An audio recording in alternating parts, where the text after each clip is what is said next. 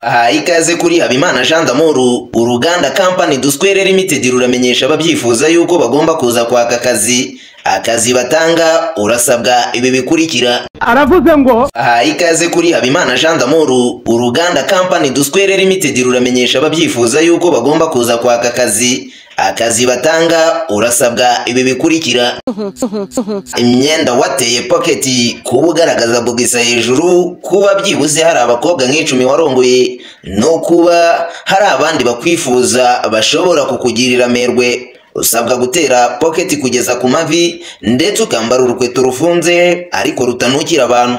aravuze ngo imyenda wateye pocket, kuba ugaragaza bugisa hejuru, kuba byibuze hari abakobwa nk'icumi warongoye, no kuba hari abandi bakwifuza bashobora kukugirira amerwe. Usabwa gutera pocket kugeza ku mavi ndetse ukambara urukweto rufunze ariko rutanukira abantu.